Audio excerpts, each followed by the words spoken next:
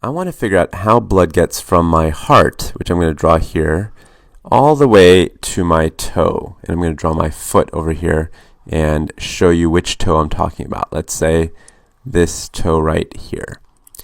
Now, to start the journey, it's going to have to go out of the left ventricle and into the largest artery of the body. This is going to be the aorta. And the aorta is very, very wide across, and that's why I say it's a large artery. And from the aorta, I'm actually not drawing all the branches of the aorta, but from the aorta, it's going to go down into my belly, and it's going to branch towards my left leg and my right leg. So let's say we follow just the left leg. So this artery over here on the top, it's going to get a little bit smaller, and maybe I would call this a medium-sized artery by this point.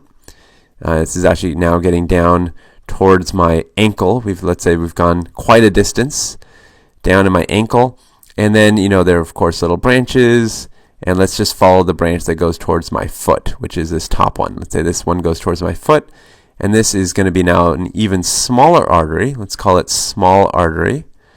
Small artery.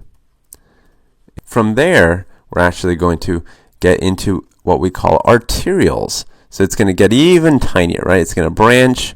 Now these are very, very tiny branches coming off of my small artery, and let's follow this one right here, and this one is my arteriole. Arteriole. So these are all the different branches I have to go through. And finally, I'm going to get into tiny little branches. I'm going to have to draw them very, very skinny just to convince you that we're getting smaller and smaller. But let me draw 3 of them. Let's draw 4 just for fun.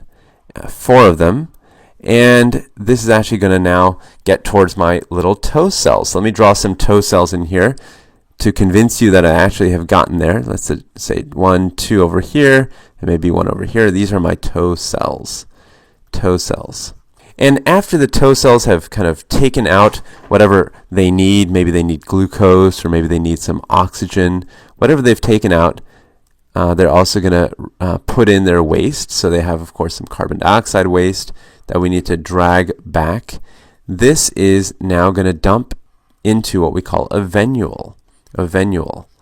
And this venule is going to basically then feed into many, many other venules. Maybe there's a venule down here coming in, and maybe a venule up here coming in, maybe from the second toe.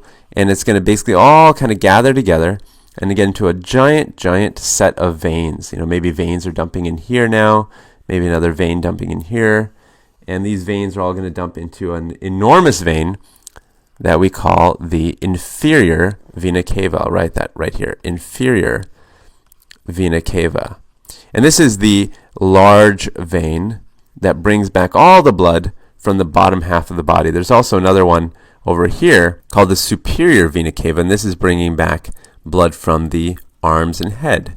So these 2 veins, the superior vena cava and the inferior vena cava, are dragging the blood back to the heart. And generally speaking, these are all considered, of course, veins. Let's back up now and start with the large and medium arteries. These guys together are sometimes referred to as elastic arteries. Elastic arteries. And the reason they're called elastic arteries, one of the good reasons why they're called that, is that they have a protein in the walls of the blood vessel called elastin. They have a lot of this elastin protein. And if you think about the word elastin or elastic, obviously very similar words, you might think of something like a rubber band or a balloon. And that's probably the easiest way to think about it. If you have a blood vessel, one of these large arteries, for example, and let's say blood is under a lot of pressure, right? Because the heart is squeezing out a lot of high pressure blood. This artery is literally going to balloon out, and if you actually looked at it from the outside, it would look like a little sausage, something like this, where it's puffed out. So what's happened there between the first and second picture is that the pressure energy, so the heart is squeezing out a lot of pressurized blood, and of course there's energy in that blood, right? That pressure energy has been converted over into elastic energy. It's actually converting energy. We don't really always think about it that way, but that's exactly what's happening. And when you convert from pressure energy to elastic energy, what you're really then doing is you're balancing out those high pressures. So you're balancing out high pressures.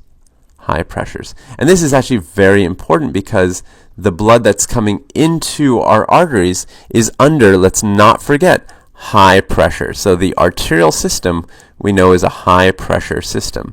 So this makes perfect sense that the first few arteries, those large arteries and even those medium-sized arteries, are going to be able to deal with the pressure really well. Now let me draw a little line here just to keep it straight. The small artery and the arteriole, these are actually sometimes called the muscular arteries. Muscular arteries. And the reason, again, if you just want to look at the wall of the artery, you'll get the answer. The wall of the artery is actually very muscular. In fact, specifically, it's smooth muscle.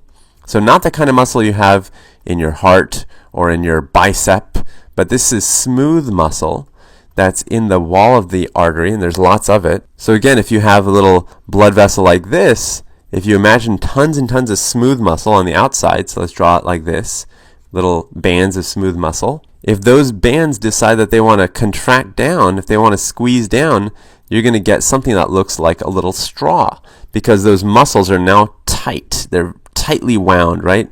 So you're going to create like a little straw. And this process is called vasoconstriction. Vaso just means blood vessel, and constriction is kind of tightening down. So vasoconstriction, tightening down of the blood vessel.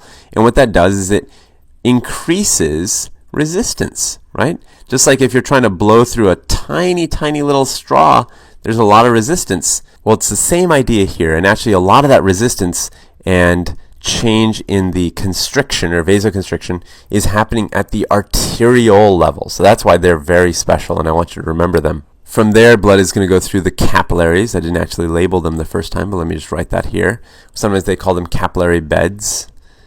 I'll write that out. And then it's going to go and get collected in the venules and eventually into the veins. And the important thing about the veins, I'm going to stop right here and just talk about very briefly, is that they have these little valves. And these valves make sure that the blood continues to flow in one direction.